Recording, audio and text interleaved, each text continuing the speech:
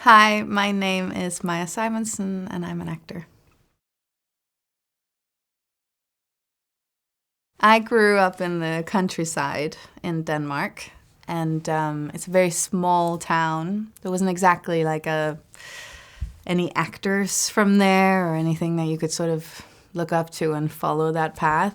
But I've danced since I was 6 professionally, and I was performing, and I started dancing for different artists throughout 10 years of that time.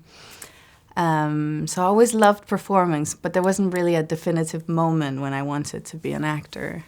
But I'd say I was supposed to, I was about 14, and I was supposed to choose between going to boarding school and my main job would be dancer or actor, and they just started this lineup. And I was already signed up for the dancing one, decided, F it, I'm gonna try the theater line. And I did that, studied theater, I loved it. So I think at that moment I probably was more driven towards the theater side and acting side. I wasn't scouted per se as a model. What happened was that I was 17, and I got contacted on Facebook by this TV personality that was like, do you want to come for a Miss Denmark audition? Honestly, I wasn't really sure if it was legit. Decided to go to Copenhagen anyway. Went through a little bit. It's a much bigger production now than it was then. Went through the little bits and then got hired as Miss Denmark. And then literally like a month later, I got shipped off to China. I was there for a month. It was an incredible experience. It was a very strange experience because a lot of the girls that were already there have been practicing and rehearsing for this for years, their whole life. I had just known about this for about a month. So I felt very inadequate. I felt really insecure.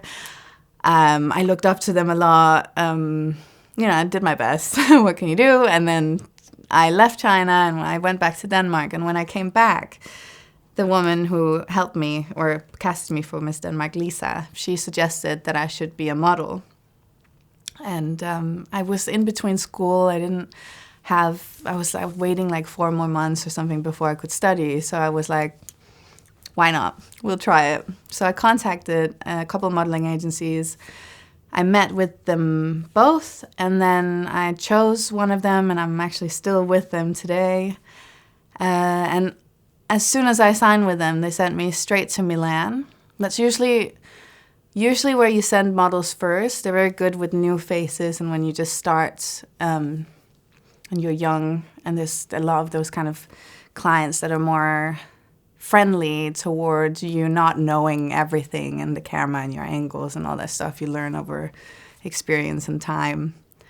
And I was in Milan for a few months. You live together, all these girls in the group. You get really close friends. And then I went to London, stayed in London for a long time.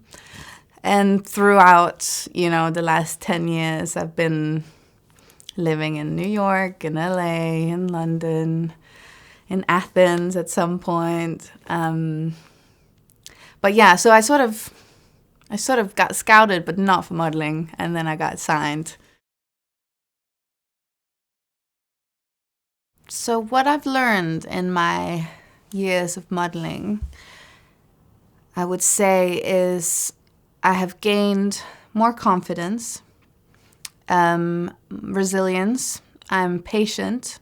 I think you see a finished product of something on the screen or on your phone or on a poster somewhere, and you think it took no time to do, but it takes a long time, and it's a big group of people to get that one picture. And I also think I've learned that I don't necessarily actually look like that picture. There's a lot of people involved to make you look, a certain way, so it fits that clientele. I think from going from modeling to my second act, which is acting, was a very interesting transition, because I have always been used to looking directly into the lens. And it was such a strange feeling to not be allowed to do that, because that's like breaking the fourth wall, and you don't really do that in acting unless it's Fleabag or something. And I think it was very interesting way to go from, because I suddenly kept catching myself in the beginning of acting, just catching the lens, looking away. Obviously, we can't use that take. We have to go again. And patience.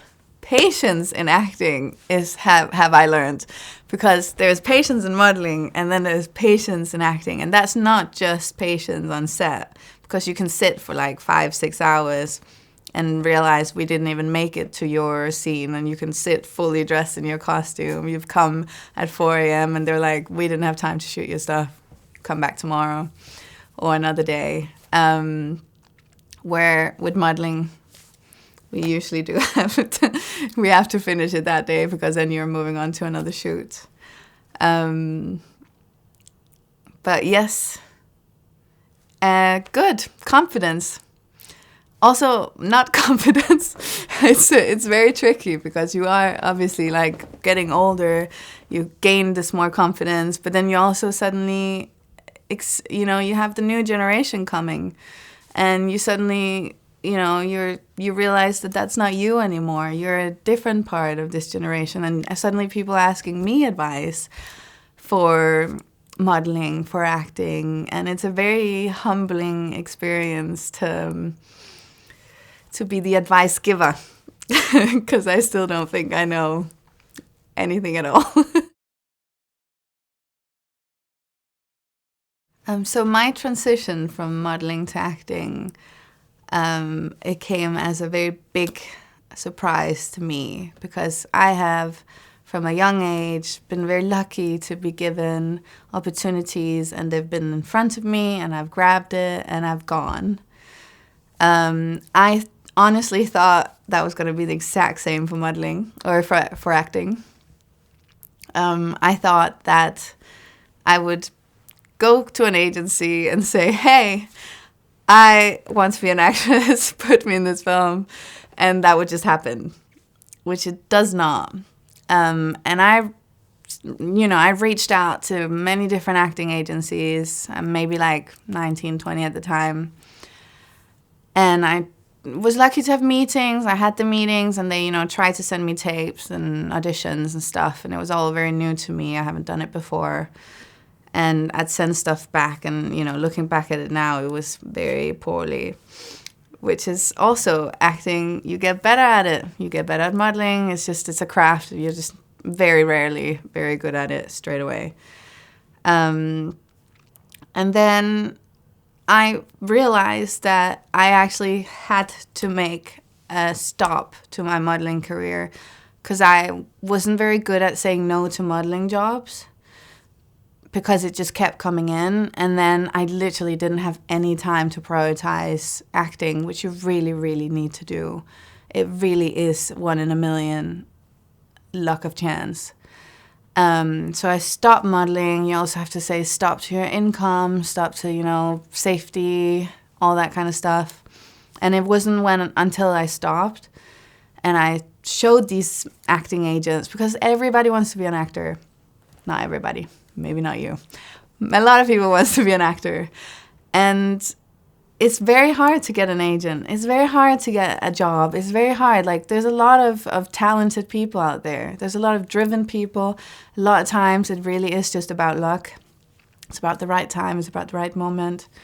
And I wasn't really catching that one. And it wasn't until I really, really stopped modeling, put the work in, did acting classes. I went to LA for a year to study. I was in New York. You know, I did all the groundwork I could do to then go back to agents and say, hey, I'm ready now. I'm focused. You know, give me what can we do? Can we work together? And also I was specific about what I wanted. I think when I first sat down, I was like, give me anything. Because modeling is like, you do a lookbook, you do a this or that. You know, it's like very, you just take what's coming at you. Where I think when you have a more strategy in mind, it's more attractive to an agent because you have a clear vision of where you want to go.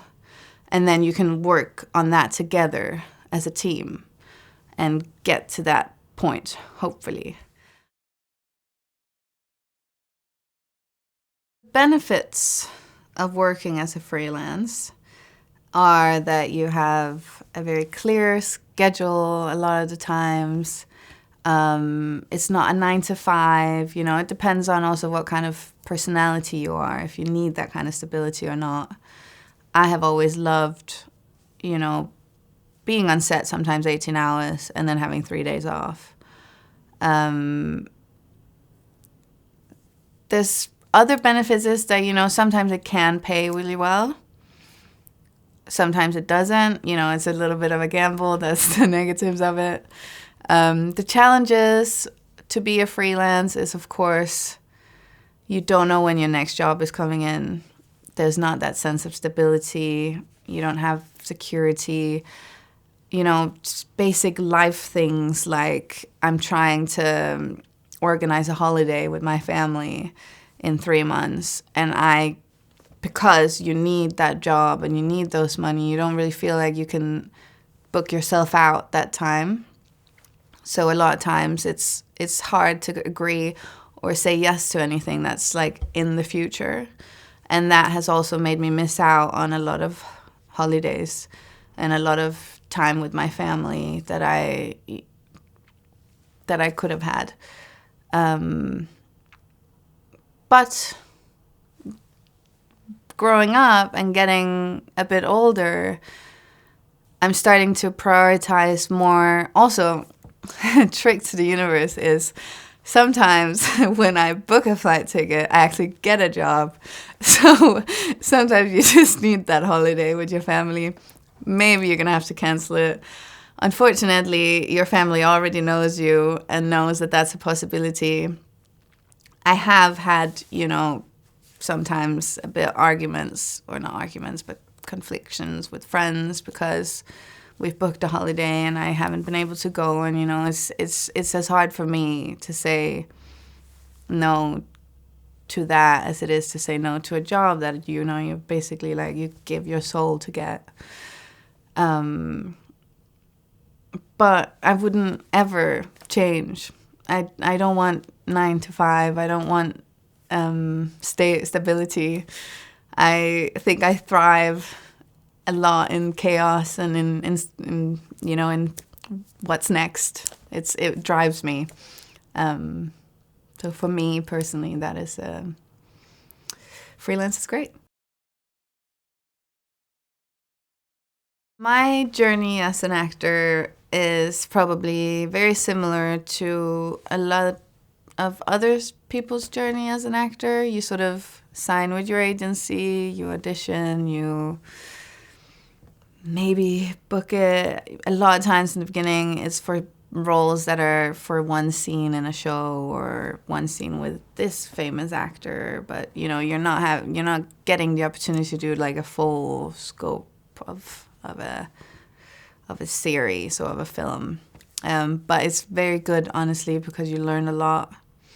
I think I'm really glad that I wasn't just thrown into a really big project straight away. I sort of got to try different characters as well, and I think I actually learned most acting just auditioning because you get all these different characters coming in, and I get to play everybody. I'm not paid for it. It's an audition. But I get to learn to play a warrior, a vulnerable girl, a drug addict, you know, a prostitute or whatever, you know, we've been playing. And I think my emotional range really developed in the times that I've been auditioning. And then after, you do a couple of these, one role here, one role there, I was auditioning for a show that I was on for quite a long time called The Wheel of Time. And the audition process for that was very long. And it's really heartbreaking if you go through like 3 months of being called back and called in, and they fly you to there, and you have chemistry reads with the actors, and you meet the directors, and then you still get a call and they don't hire you for that role that you came in for, which happened to me on the show. And I actually auditioned for many other characters on that show as well before getting the one I got. And after that whole long process of 3 months of auditioning for this part, I didn't get it. But then luckily, like 2-3 weeks later, I got a call, and the casting director was like, there's this role, though, and they really want to offer it to you now. You don't have to audition for that. And I took it, and it was amazing. And then, you're on the show for I was doing that for like 8 months at a time. You're filming in Prague. It's an amazing experience to suddenly like be part of a group. You get to know the producers, you get to know the casting, the hair and makeup. On a personal level, it feels different than just stepping in and out of a place that people's already been for a long time. Which I always make a really important point, that when there is these day players that come in, that you make them feel a part of the group, because it is just such an odd thing to just come in for one scene or 2 scenes. And then I finished Wheel of Time, and I got an audition for a play in London, which I never really thought I would get because I didn't study theatre in the UK. And it's really hard to get into theatre if you haven't studied at RADA or Lambda. It's just not really a thing. This play needed a Danish person. I was Danish. It really was, again, luck, so much luck. And it was one of the best experiences I've ever had in my life. I'm so grateful that I got that opportunity. I hope in the future I could do more plays. Who knows? And then since then, it's funny because you go from being on the show and you're on a, months on there, and you feel like you've finally, cracked it. And then that show stops, and you're suddenly like having to start again. And you have to get, again, more roles. And again, I was doing one scene here in this TV show, or I was doing a little bit in this film. So there's not really a journey, I'd say, to acting. It's completely highs and lows. You have to just love the whole of it.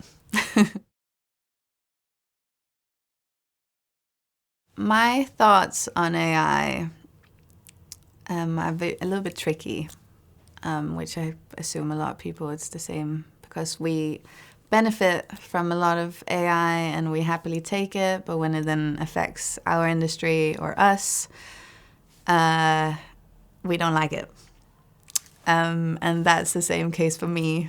I don't like the possibility of being replaced by an AI actress. But again, I'd happily get into a car that can drive me without a driver, because I'll also feel safer as a woman. But then Stephen actually made a point of, then who's gonna, how are these drivers that then suddenly don't have jobs anymore, how are they gonna pay to come see you in the film? So it's a big vicious circle of something. So either we all don't benefit from AI and we stop it completely, or we do. I had this group of models that I speak to, and they said they'd been on a job for photos. She left a job. A few weeks later, she saw this ad come up on her Instagram with her, and the client had made her picture into an actual moving image.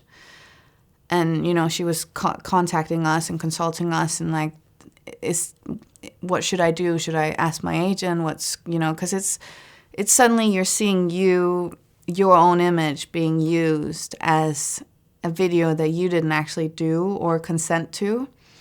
So perhaps AI should be, it should be really clear laws on consent, which I don't think there are yet. I know that at least the acting industry is really fighting to have that very clear in our contracts. Those contracts that I have signed pre the whole fight of AI, where I have given consent. So all that stuff I've actually done pre. They can actually kind of do whatever they want with, which is, not a nice feeling. But, we all live, we benefit from it if we can get consent and if we can all work together and on something that makes everybody feel somehow okay.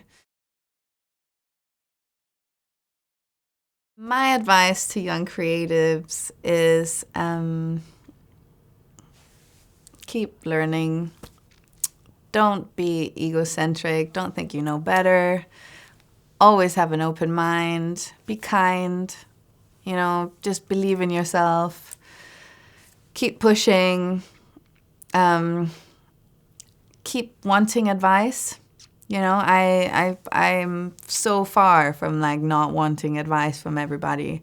And if I am on set with someone that, is further ahead in my career or further back in my career, I can get advice from both. You can learn something from everybody. It's just keep pushing.